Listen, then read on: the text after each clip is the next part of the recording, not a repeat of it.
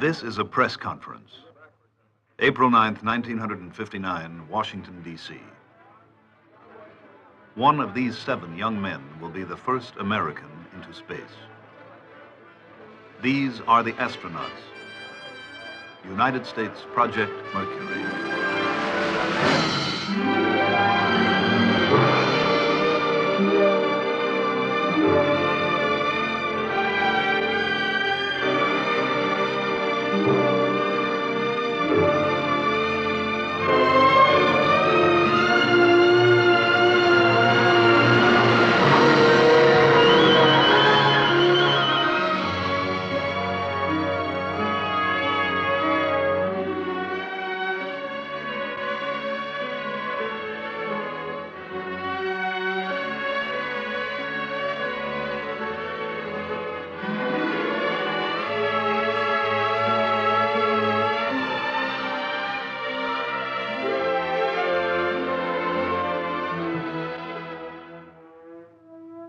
A substantial part of the imagination, energy, and genius of the United States is being devoted to the scientific exploration of our universe. The launching pads and gantries of the Atlantic Missile Range mount many of our experiments into the very nature of creation.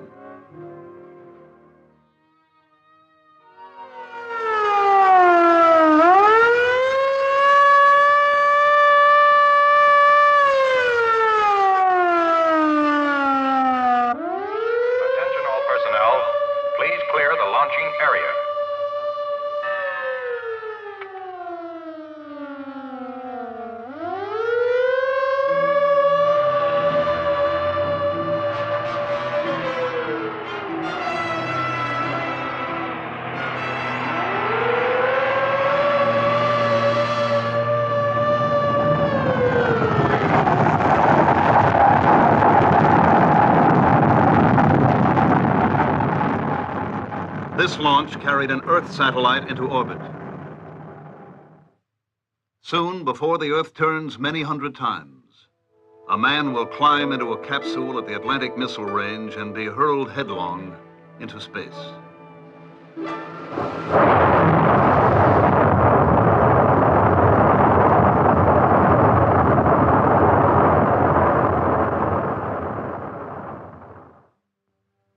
Why? Why must man go into space? Why must he attempt this new and forbidding environment? Space with its belts of radiation, meteorites, solar winds, unknown cosmic forces. To explore his world, man has always risked the unknown. Because it is unknown, and man's nature is to know. Project Mercury is a beginning for man in space. It will take him 100 miles from the Earth. Here, we think there are no radiation belts, solar winds, or unknown cosmic forces. But man, the scientist, the explorer, must see for himself.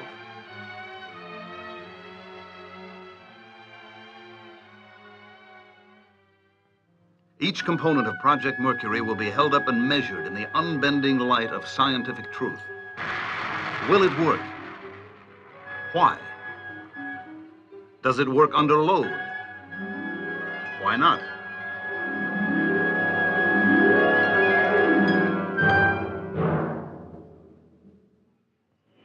The problem of selecting pilots to represent the United States in space was approached from the same uncompromising direction.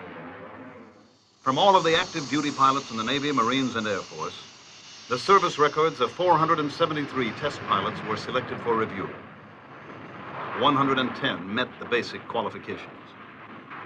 Each must be a graduate of a Navy or Air Force test pilot school, 1,500 hours of flight time, qualified in jet aircraft, an engineering background, younger than 40 at the time of selection, and 5 feet 11 or less.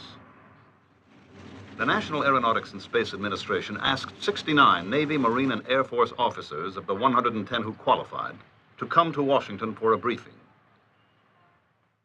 They were interviewed, tested, and asked to volunteer for the Project Mercury mission. 6 were discovered to be too tall. 16 declined. And 47 volunteered. 32 were asked to continue through a series of capability tests which would indicate not the best man in the group, but the various degrees of qualification of each man.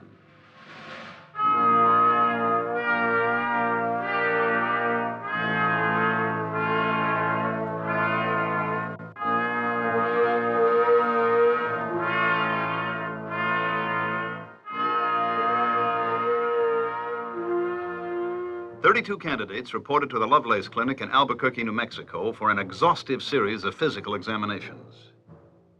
These tests were divided between those given under normal clinical procedures and a series used for the first time in Project Mercury. A series of dynamic tests designed to measure the candidates' abilities during physical stress.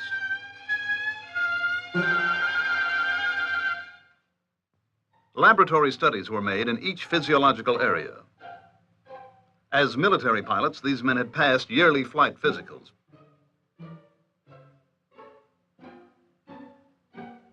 But here at the Lovelace Clinic, each measurable reaction of body chemistry, each physical function was measured, probed, diagnosed. What is the specific gravity of his body? What is his blood volume, water volume? What is his total body radiation count?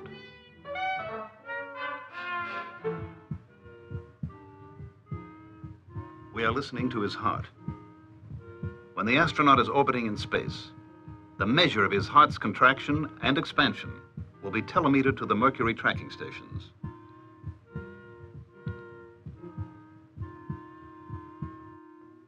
After a week of examinations, the candidates were sent on to the Wright Air Development Center in Dayton for stress evaluation and psychological tests.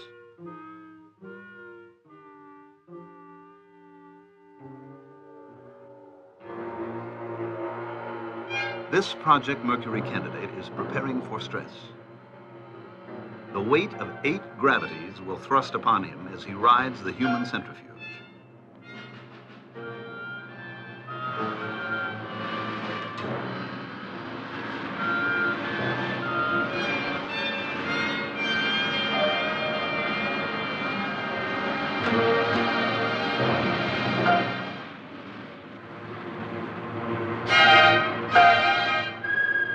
His reactions are studied. The results will indicate how he fared under multiple gravity forces. Did he show a tendency to pull back? No. Was his tolerance level low or was it high? Now, can we shake his equilibrium?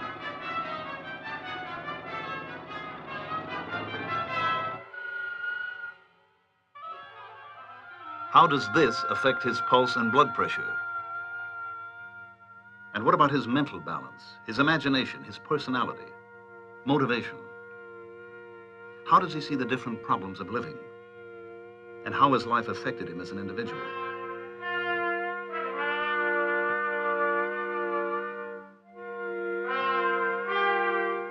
Test his memory, comprehension, perception, visualization. Ask him to describe himself in 100 different ways with a battery of tests. Now, take him up to 65,000 feet for 1 hour in a pressure chamber.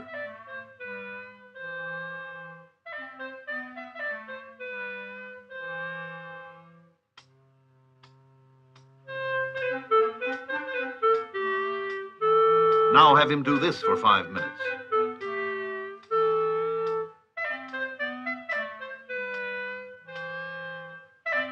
Then ask him to take a walk. Walk until his heart beats 180 times a minute. Elevate the incline 1 degree every minute. These tests continued until all 32 men had been evaluated.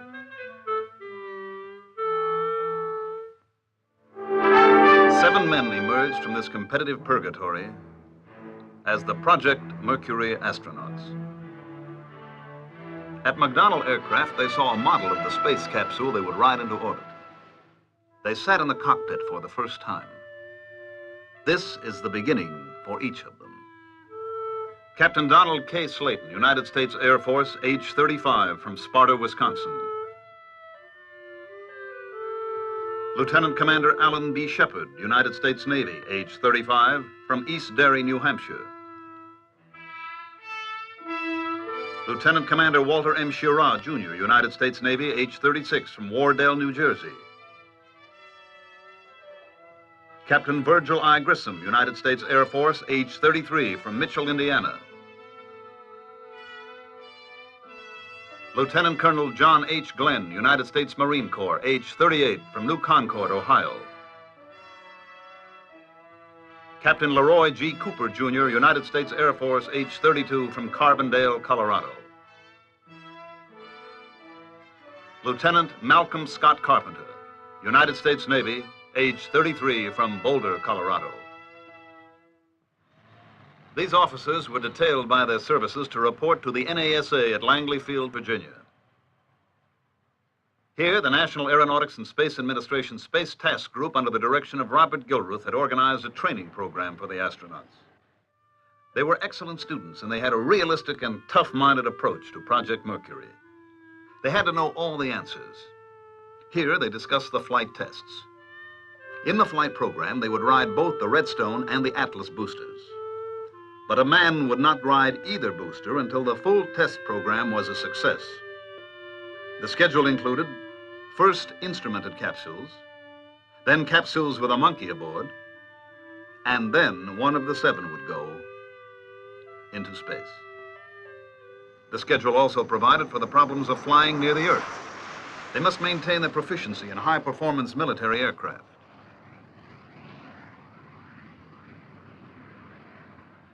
Out of this training together, a strong esprit de corps developed. They all felt that this must be a team effort involving all of Project Mercury. Recognition would undoubtedly go to the man who makes the first flight. But the second, third, or fourth flights may produce far more scientific information than the first flight.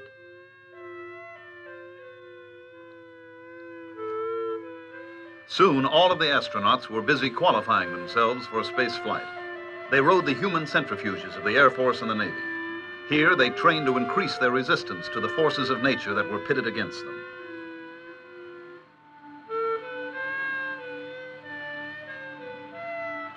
But each new experience, each small physical or mental victory was backed up by hours of classroom work. The time had come to select the pressurized flight suit they would wear. All of the suits tested were air-conditioned, had an attachable helmet, and would protect the pilot from heat and from the deafening 155 decibel noise of the blastoff.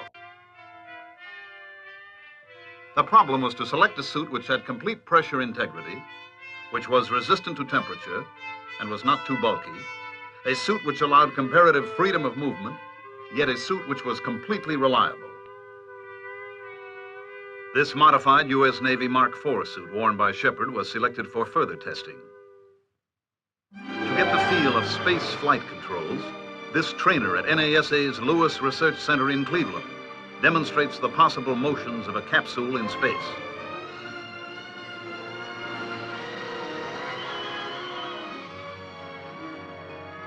While the astronauts perfect themselves for their mission, the hardware of Project Mercury is being tested, evaluated, reshaped, and tested again. Off Wallops Island, Virginia, capsule drops at high altitude test the parachute and recovery systems.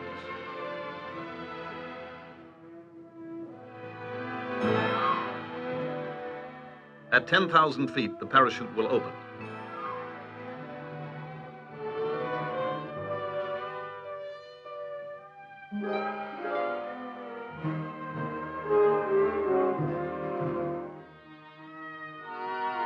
The astronaut riding his capsule will land in the Atlantic recovery area off the coast of Florida.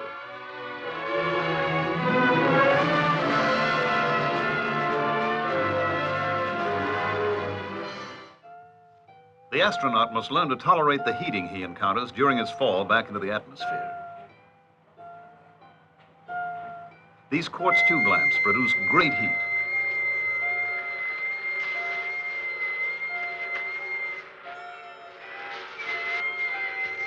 Among the astronauts, Walter Schirra is charged with the special problem of studying the capsule environment.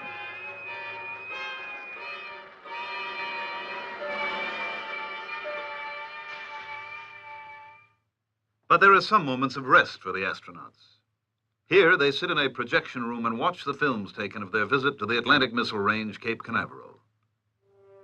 On trips like this, each man gathers information concerning his particular assigned area of individual study. He is then responsible to the rest of the group for this information.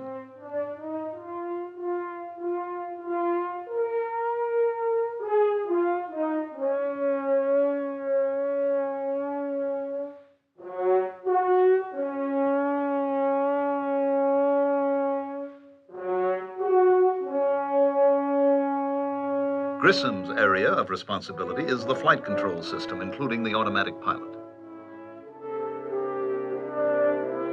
Cooper's area concerns the ballistic flights with the Redstone missile.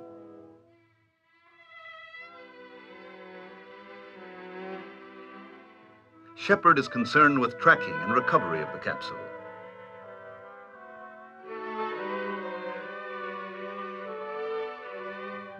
Glenn has the cockpit area. Carpenter, communication and navigation.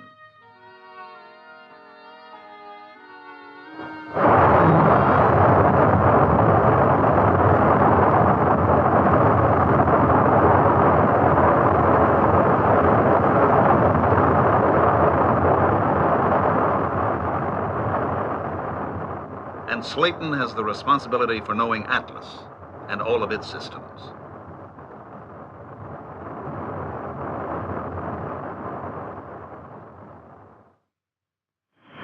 The possibility that trouble may develop with the Atlas or the Redstone during the countdown or during the takeoff is looked squarely in the eye by the astronauts and the engineers behind Project Mercury. This booster was not a Mercury vehicle, but imagine the worst possible situation for the astronaut, that his capsule is now mounted on top of this Atlas.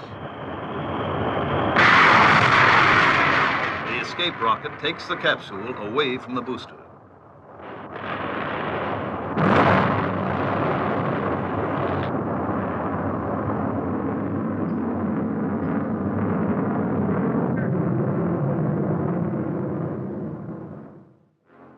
The tower separates.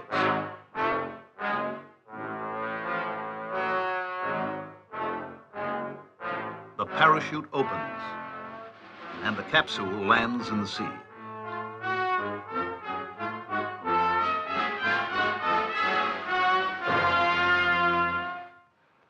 Success in a pioneer mission depends on optimal human performance. And performance... This is the voice of Dr. Theodore Benzinger at the Naval Medical Center, Bethesda, Maryland. The astronauts each take their afternoon of sweating it out in this gradient heat calorimeter.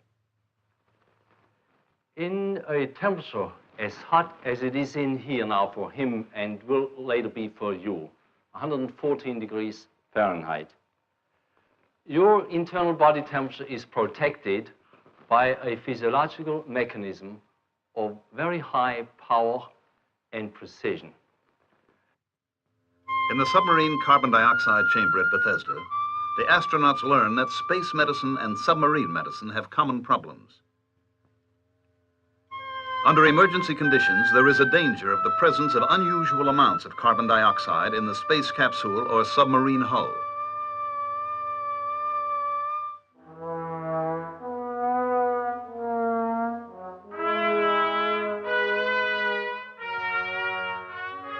After 2 hours in the chamber under 3% carbon dioxide, these men are tired.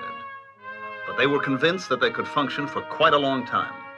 At least long enough to make a complete orbit of the Earth and then to make an emergency re-entry and landing.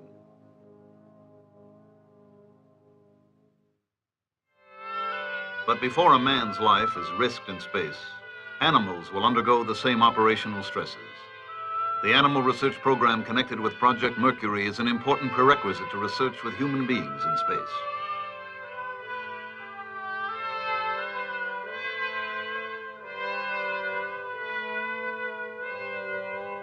The NASA research which created the individually molded couch was another step toward minimizing the hazard of injury during the Mercury mission.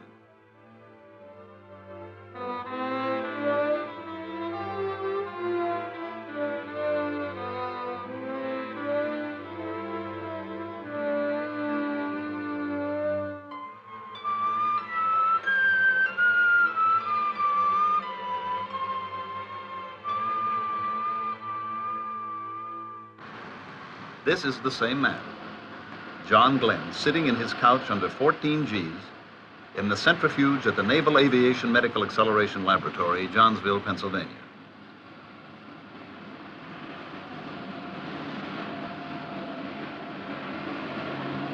And this is Gus Grissom. The astronauts consider this experience as probably the most important phase of their space flight environmental training.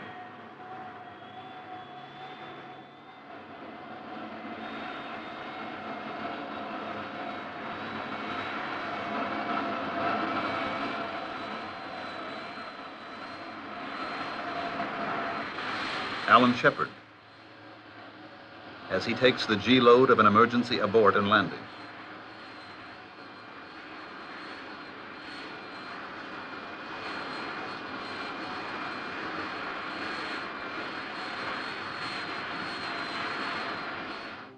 To be able to take this physical beating, these men must be conditioned like athletes. And the astronauts find that the physical discipline of underwater swimming is oddly effective in training toward a space mission.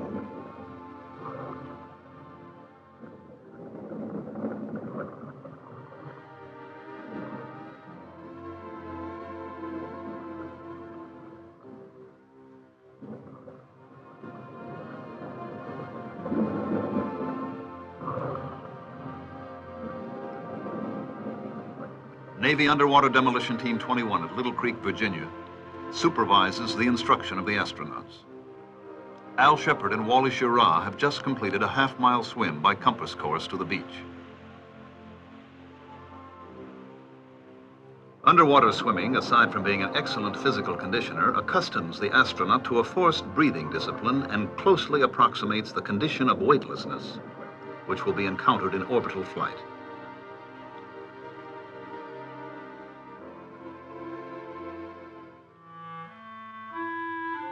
Now, imagine, if you will, that you are watching the first Project Mercury launching at the Atlantic Missile Range, Cape Canaveral.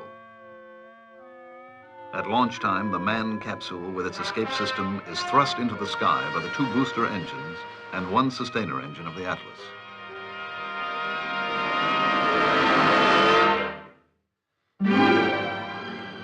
At an altitude of about 50 miles, after some 2 minutes of flight, the booster engines are turned off and jettisoned. The sustainer engine continues its thrust toward orbital speed as the escape rocket fires, pulling the escape tower free of the capsule.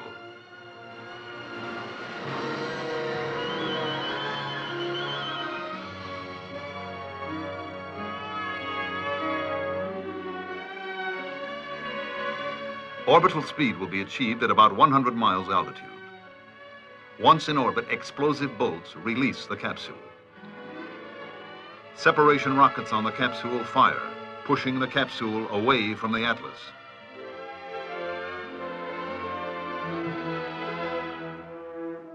Now the capsule automatic pilot rotates the capsule. If the automatic pilot fails to respond or becomes erratic, the pilot has controls to maneuver the capsule into proper orbital attitude. Through a periscope or through his window, the pilot observes the Earth below and the heavens beyond the horizon.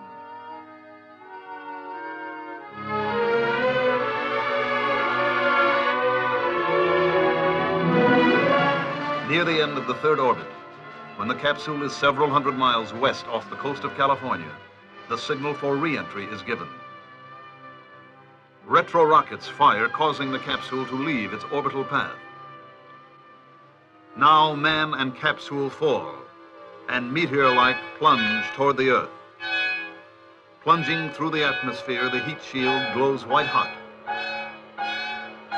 The blunt end must be pointed in the line of fall. Below, patrol aircraft sweep the re-entry area with radar.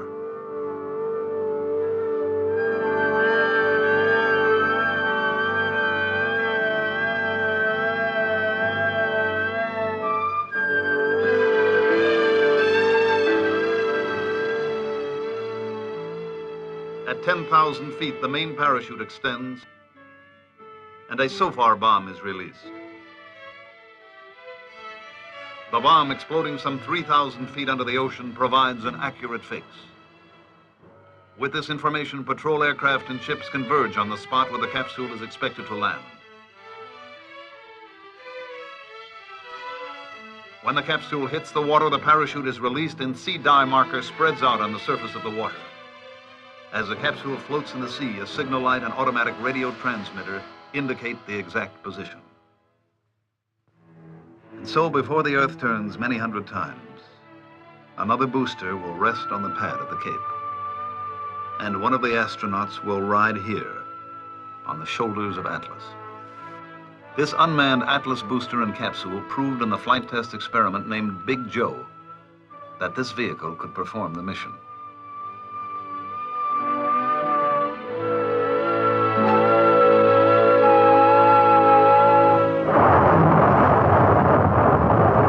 Capsule without escape tower rocketed to 100 miles and was thrust downward to re-enter the Earth's atmosphere at a speed just below the predicted re-entry speed.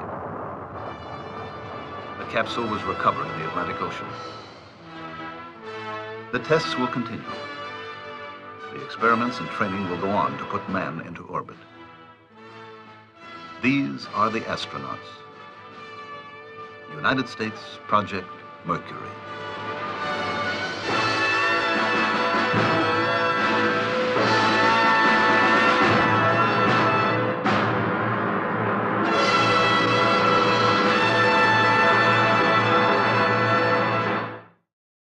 Missile range mount many of our experiments into the very nature of creation.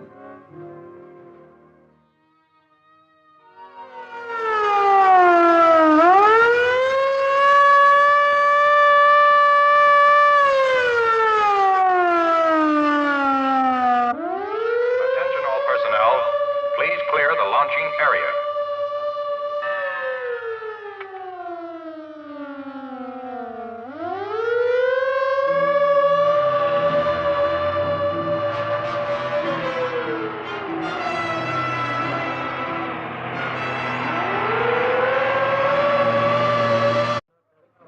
This is a press conference. April 9th, 1959, Washington, D.C. One of these 7 young men will be the first American into space. These are the astronauts. United States Project Mercury.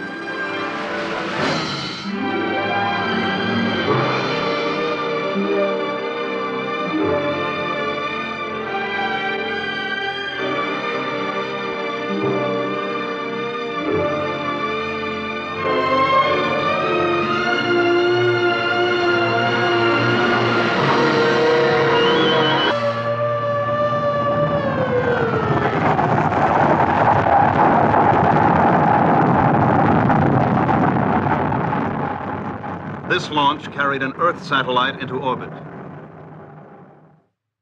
Soon, before the Earth turns many hundred times, a man will climb into a capsule at the Atlantic Missile Range and be hurled headlong into space.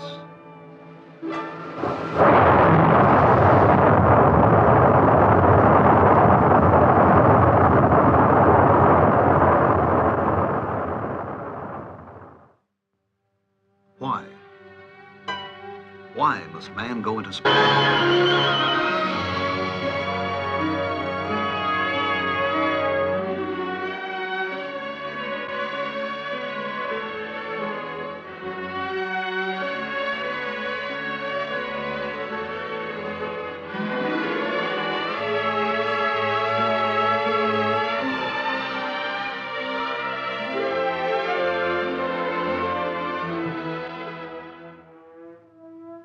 A substantial part of the imagination, energy, and genius of the United States is being devoted to the scientific exploration of our universe.